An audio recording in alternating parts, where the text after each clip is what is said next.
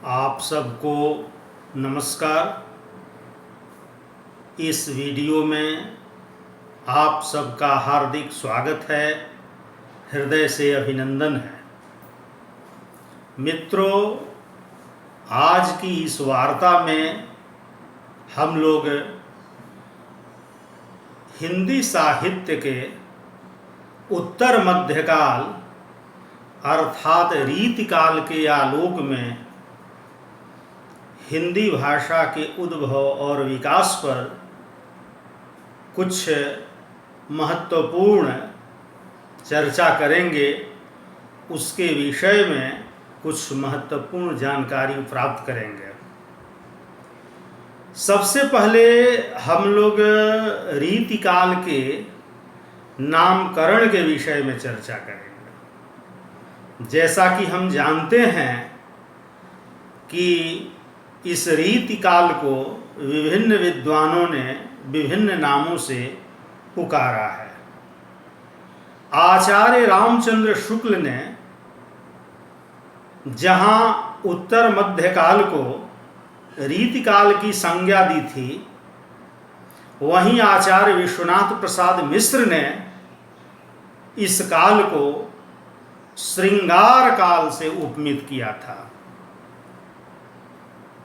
मिश्र बंधुओं ने इसी उत्तर मध्यकाल को अलंकृत काल नाम से नवाजा था। तो ये जो विभिन्न नाम हैं, ये नाम उस काल की विभिन्न प्रकार की साहित्यिक प्रवृत्तियों की ओर इशारा करते हैं। उन विभिन्न साहित्यिक प्रवृत्तियों के आधार पर ही ये भिन्न भिन्न नाम रखे गए थे रीतिकाल के। एक चीज और यहाँ गौरतलब है कि इस रीतिकाल में जो रीति शब्द है, उसका क्या अर्थ होता है। यों रीति एक काव्य शास्त्रीय शब्द है। आचार्य वामन ने अपने काव्यालंकार सूत्र में इस रीत को परिभाषित करते हुए लिखा है कि रीतिरात्मा काव्यस्य, अर्थात काव्य की आत्मा रीति है। शब्दकोश के पन्ने जब आप पलटेंगे या हिंदी साहित्य के इतिहास के संदर्भ में इस शब्द के अर्थ की जब आप खोज करेंगे, तो रीति शब्द के अनेकानेक अर्थ हमें उपलब्ध होते हैं। रीति मतलब मार्ग, रास्ता, परंपरा, प्रणाली, परिपाटी, पद्धति, विधि, टेक्निक, ये बहुत सारे अर्थ होते हैं रीति शब्द के।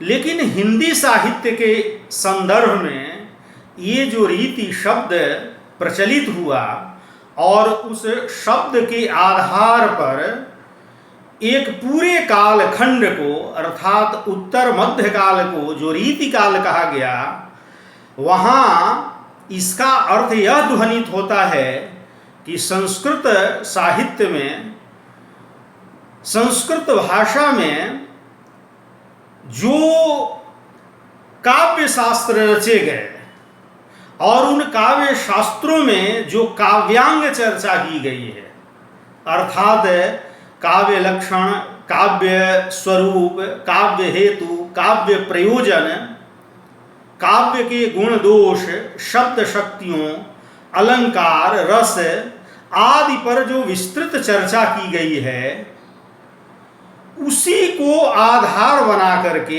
हिंदी साहित्य में कतिपय रचनाकारों ने अपनी रचनाएं प्रस्तुत की।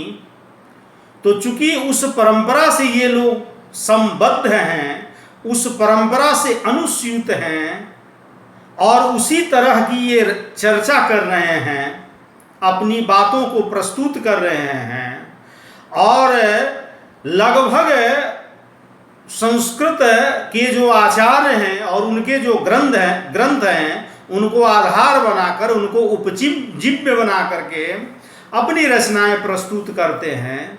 तो इसीलिए इनको या इस काल को रीति काल कहा गया और इन कवियों को रीति कवि कहा गया।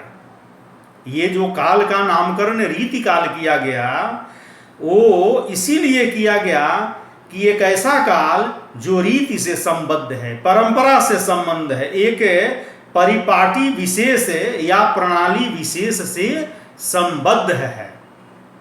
और चूंकि रीतिकालीन रचनाओं में अलंकारों की चर्चा होती है और पुष्कल परिमाण में, बहुल परिमाण में अलंकारों की चर्चा हुई है, तो इसीलिए उसको बहुत सारे लोगों ने उस लक्षण के आधार पर, उस प्रवृत्ति के आधार पर इसे अलंकृत काल भी कहा है।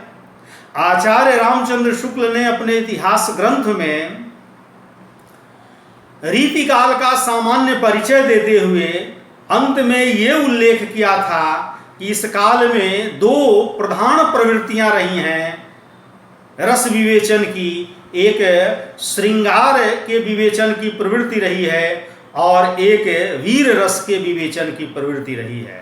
प्रधानता श्रृंगार रस की रही है और उन्होंने कहा कि रस की दृष्टि से अगर इसे कोई श्रृंगार काल कहना चाहे तो कह सकता है। आचार्य विश्वनाथ प्रसाद मिश्र ने आचार्य शुक्ल के उसी वाक्य को आधार बना करके इस काल का नामकरण श्रृंगार काल नाम के रूप में किया है। तो खैर इस के नामकरण को लेकर जो भिन्न भिन्न मत हैं या भिन्न भिन्न तर्क दिए गए हैं, उस विस्तार में नहीं जाकर के हम लोग ये जानने की कोशिश करेंगे कि ये जो हिंदी साहित्य के इतिहास का उत्तर मध्यकाल है, जिसे हम रीति काल के नाम से जानते हैं, अलंकृत काल के नाम से जानते हैं, श्रृंगार काल के नाम से जानते हैं, आखिर इसकी क्या क्या विशेषता रही है या इसमें किस प्रकार के रचनाकार रहे हैं, हुए हैं, और उन रचनाकारों की, विभिन्न रचनाओं की क्या क्या विशेषताएं रही हैं। मित्रों, इस उत्तर मध्यकाल के पहले का जो काल है उसे हम पूर्व मध्यकाल कहते हैं। पूर्व मध्यकाल अर्थात भक्ति काल, और भक्ति काल में संत काव्य, प्रेमाख्यान काव्य, राम काव्य, कृष्ण भक्ति काव्य प्रमुखता से रचे जा रहे थे। मिला जुला करके आप रीति काल में भी देखेंगे तो यह पाएंगे कि इस काल में भी संत काव्य, प्रेमाख्यान काव्य, राम काव्य, कृष्ण भक्ति काव्य रचे जा रहे हैं, लेकिन भिन्न रूपों में रचे जा रहे हैं। और यहाँ यह तथ्य उल्लिखित कर देना आवश्यक जान पड़ता है कि जिस प्रकार से भक्ति काल में ब्रह्मचर्चा सामान्य बात मानी जाती थी, लगभग सारे रचनाकार ब्रह्मचर्चा करते हैं, ईश्वर के विषय में चर्चा करते हैं, चाहे वह ईश्वर निर्गुण रूप का हो या सगुण रूपधारी हो या सूफियाना अंदाज में वर्णित किया गया हो। उसी प्रकार से रीति काल में ब्रह्मचर्चा गौण रूप में हो गई और काव्यांग चर्चा, काव्य के विषय में चर्चा महत्वपूर्ण हो गई। यूं भक्ति काल की जितनी प्रवृत्तियां थीं मिला जुला करके रीति काल में भी चलती रहती हैं, रीति काल में भी प्रवहमान हैं, लेकिन वे सारी प्रवृत्तियां गौण हो गई और महत्वपूर्ण हो गई रीति निरूपण की बात और श्रृंगारिकता के विवेचन की बात। तो हम देखते हैं कि यह जो रीति काल है, जिसको हम उत्तर मध्यकाल कहते हैं, जिसको श्रृंगार काल कहते हैं, जिसको अलंकृत काल कहते हैं, इसमें मुख्य रूप से रीत निरूपण की प्रधानता है, श्रृंगारिकता के विवेचन की प्रधानता है और गौण रूप में देखेंगे, गौण प्रवृत्तियों के रूप में देखेंगे, तो यहाँ भक्ति काव्य के विवेचन की भी बात है, नीति काव्य के विवेचन की भी बात है, और राज प्रशस्ति से संबंधित अर्थात वीर काव्य से संबंधित विवेचन की भी स्थिति सामने आती है। तो मिला जुला करके रीति काल का जो परिदृश्य है वह रीति से संबंधित है, अलंकार से संबंधित है, श्रृंगार रस से संबंधित है। श्रृंगार रस में भी नायिका भेद, षट ऋतु वर्णन, 12 मासा वर्णन और विभिन्न अंगोपांगों का वर्णन है, और फिर रीति से संबंधित बातों की चर्चा है। संस्कृत साहित्य में, संस्कृत भाषा में किस प्रकार से काव्यांग चर्चा होती थी, किस तरह से वहाँ के आचार्यों ने विभिन्न मतों सिद्धांतों की उद्भावना की थी, फिर किस तरह से उस समय के आचार्यों ने उन सिद्धांतों की व्याख्या की थी, और फिर कुछ कवि ऐसे हुए जिन्होंने उनको आधार बना करके कवि शिक्षा देने का कार्य किया था। तो ये बहुत सारी बातें जो हैं, बहुत सारी प्रवृत्तियां जो हैं संस्कृत साहित्य में दृष्टिगोचर होती हैं, और उन्हीं का परिपालन एक तरह से हिंदी के रीति काल के विभिन्न रचनाकारों ने भी किया है।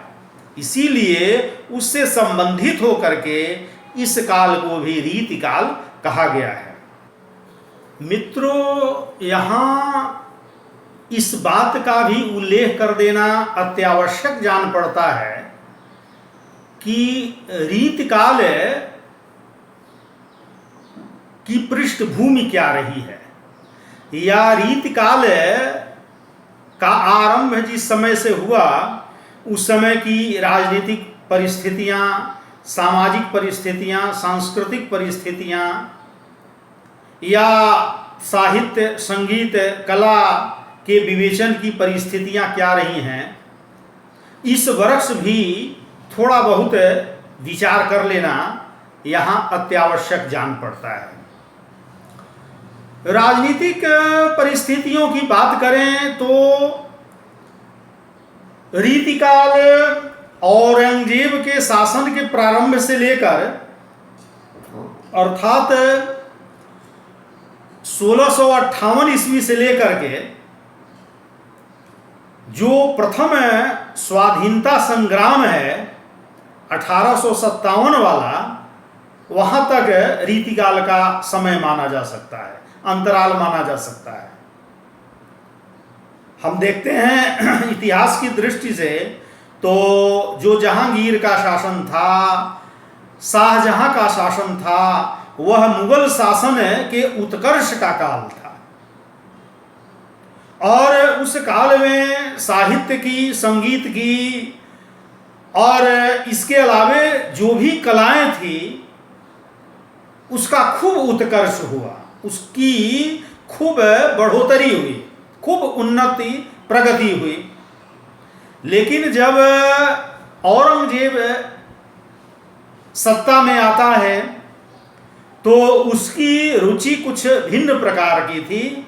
उसने एक तरह से दरबारी प्रथा को खत्म कर दिया, और संगीत वगैरह में उसकी रुचि नहीं थी, काव्य रस का वो रसिक नहीं था।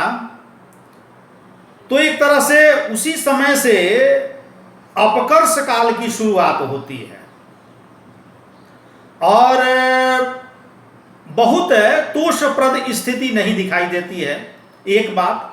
दूसरी बात कि केंद्र में मुगलों का शासन है, और उनकी अधीनता को प्रायः सारे सामंतों, जमींदारों, नवाबों, जमींदारों, अमीर उमराओं ने स्वीकार कर लिया है।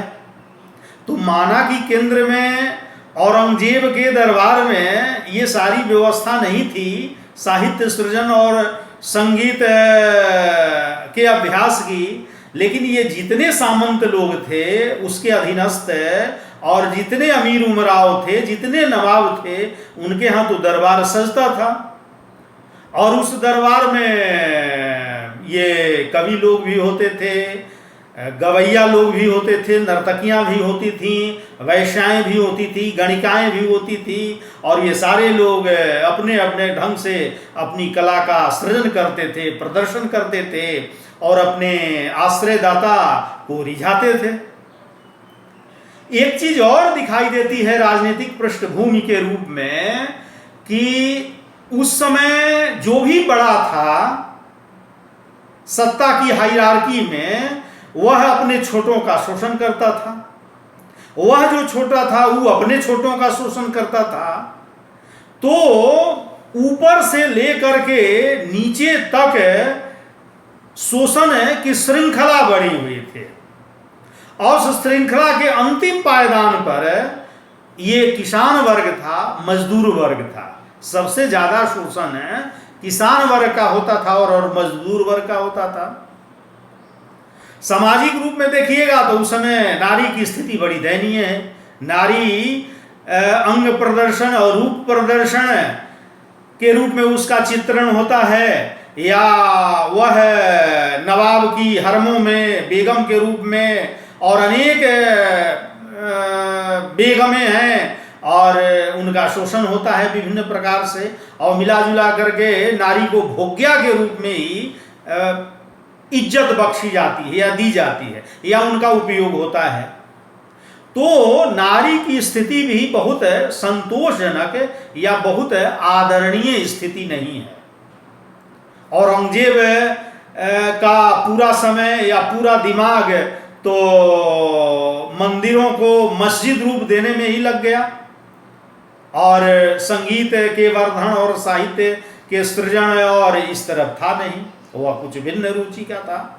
तो इस प्रकार से देखने से लगता है कि उस समय की जो पृष्ठभूमि है, चाहे वो राजनीतिक पृष्ठभूमि हो, चाहे सामाजिक पृष्ठभूमि हो, या विभिन्न प्रकार की जो परिस्थितियां दृष्टिगोचर होती हैं, वह बहुत ठीक नहीं है। मिला जुला करके युद्ध है, मारकाट की स्थिति नहीं है, सर्वत्र शांति ही शांति दिखती है, और केंद्र में मुगल शासन है, उसकी अधीनता सारे लोगों ने स्वीकार कर ली है।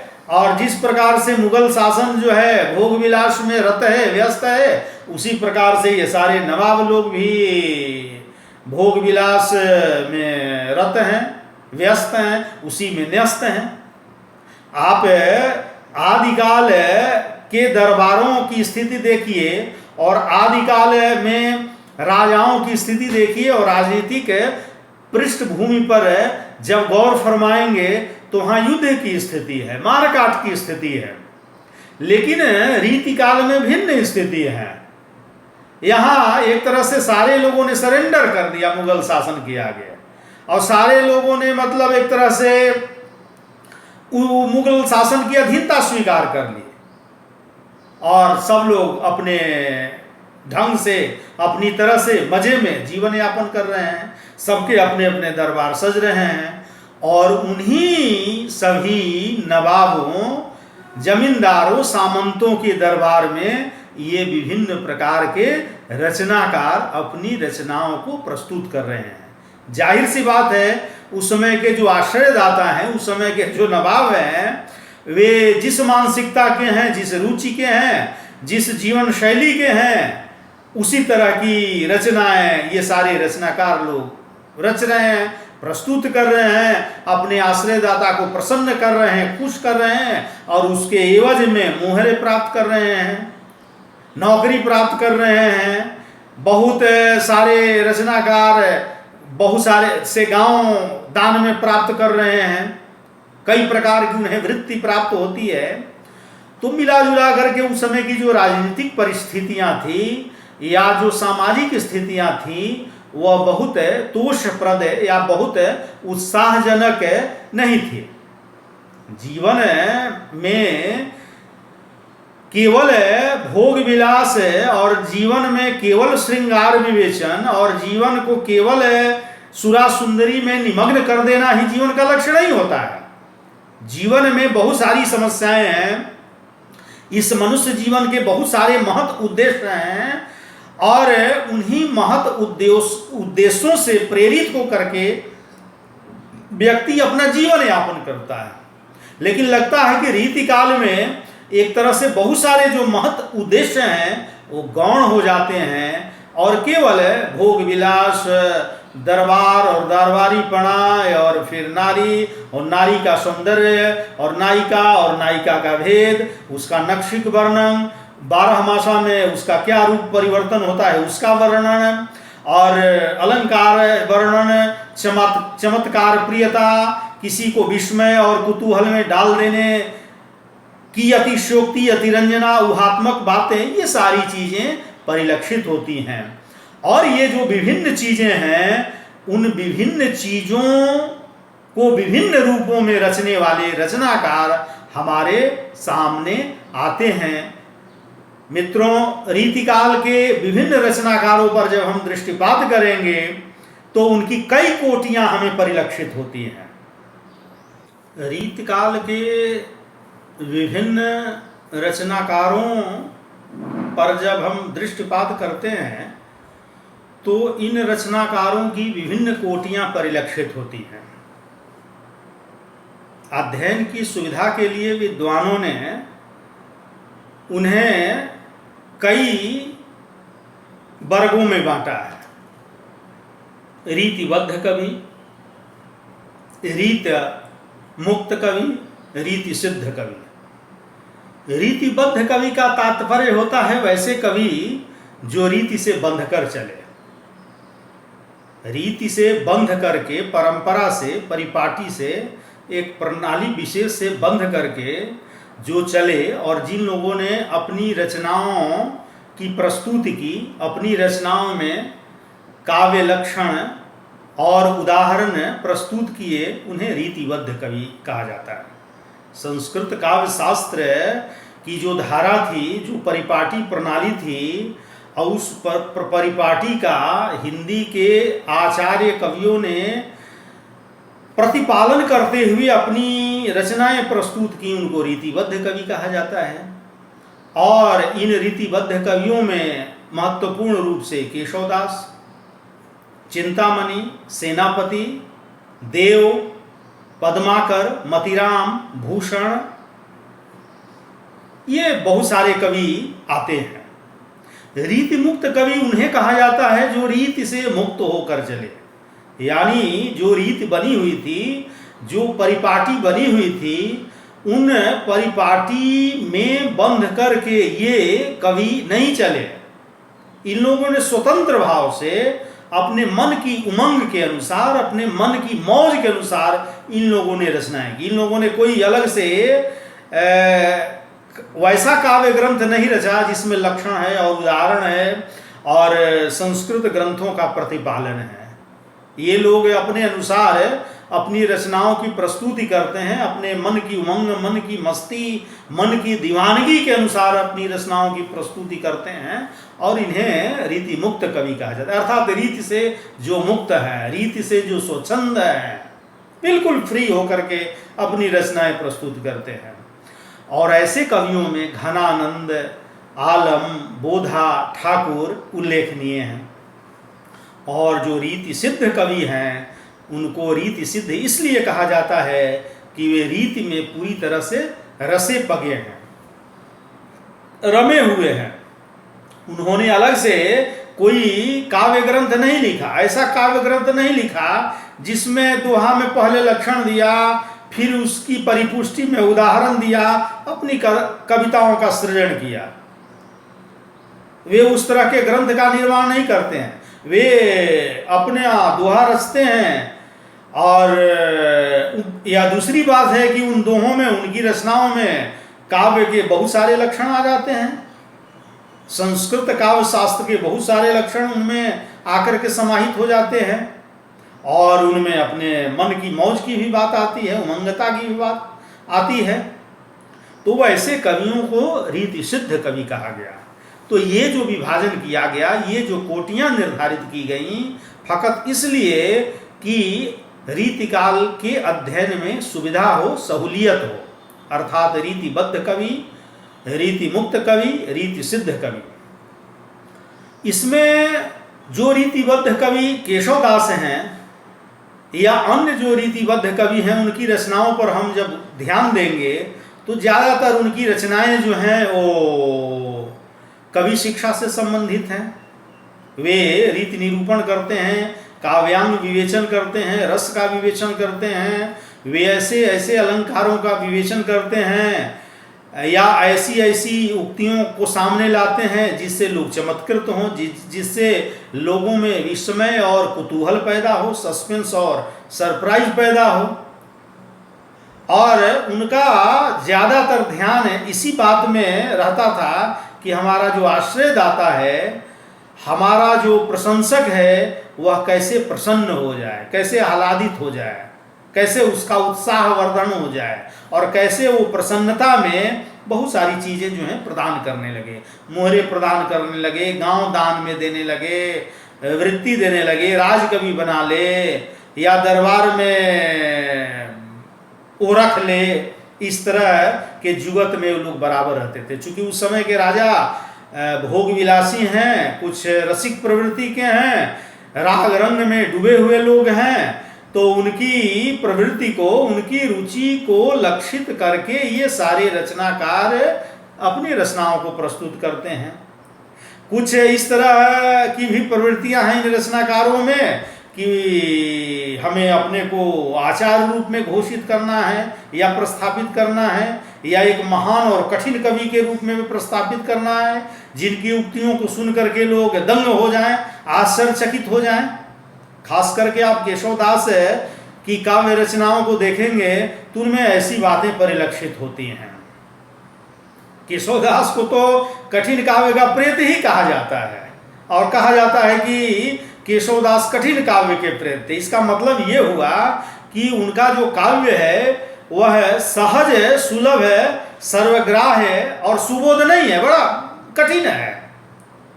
और उस समय की कवि गोष्ठियों में अगर किसी को निरुत्तर करना होता था या किसी को इनाम नहीं देना होता था तो लोग केशवदास की कविता ही पूछ देते थे। इस संदर्भ में एक उक्ति ही प्रचलित हो गई कि कवि को चाहे न देन विदाई, अब पूछे केशव की कविताई।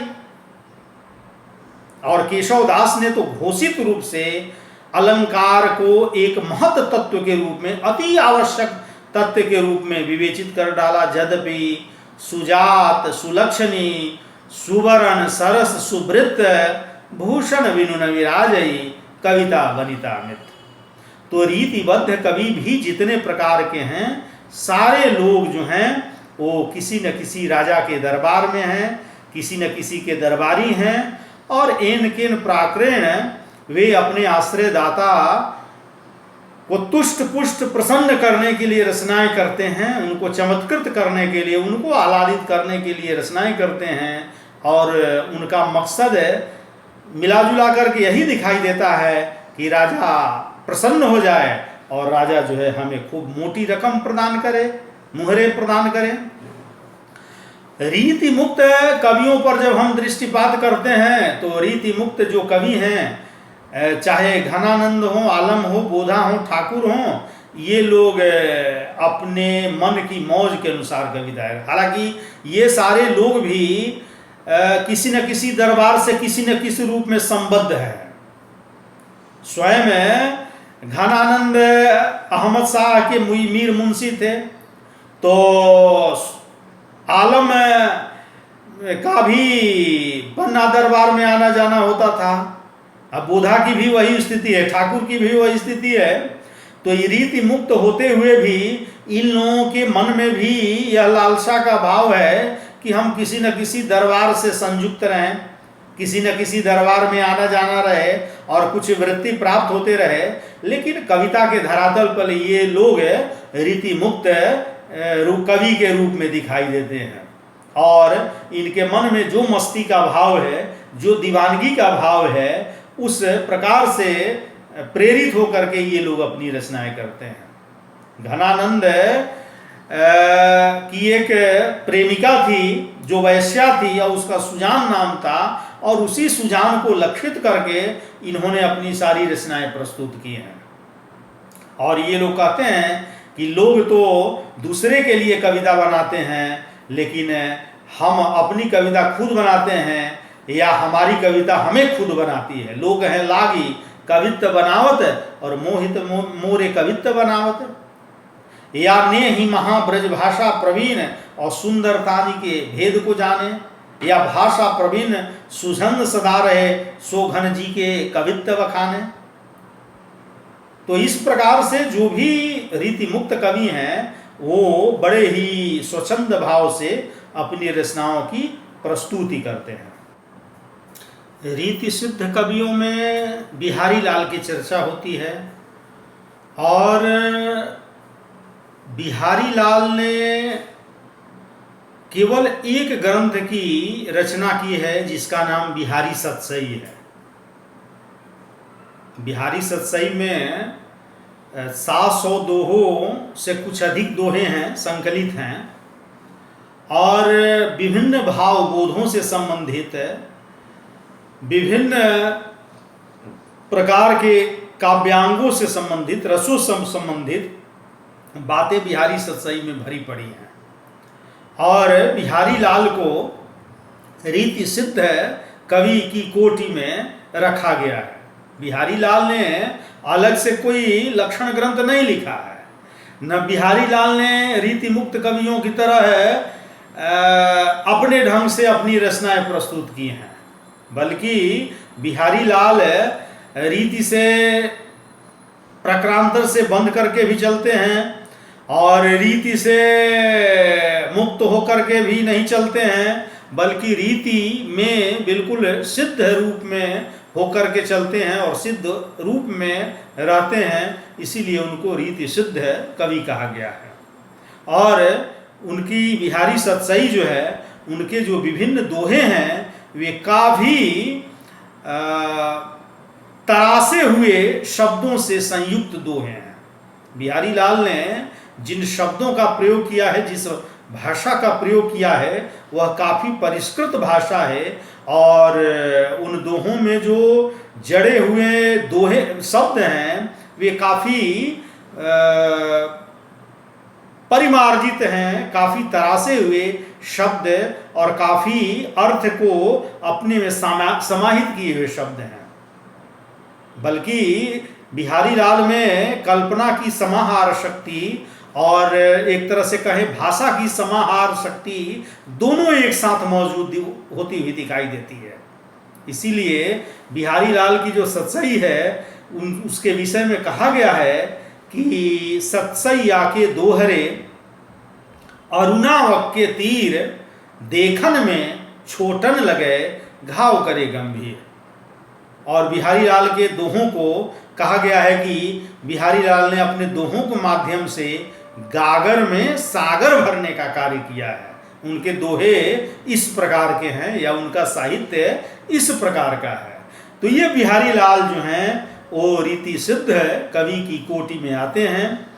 मित्रों, हम लोगों ने इस वीडियो में रीतिकाल के नामकरण के विषय में, रीति शब्द के अर्थ के विषय में, उसकी व्याख्या के विषय में थोड़ी बहुत जानकारी प्राप्त की। उसके बाद रीति काल की जो पृष्ठभूमि थी या रीति काल में जो राजनैतिक, सामाजिक, सांस्कृतिक, साहित्यिक, सांगीतिक परिस्थितियाँ थी उसके विषय में थोड़ी बहुत जानकारी प्राप्त की।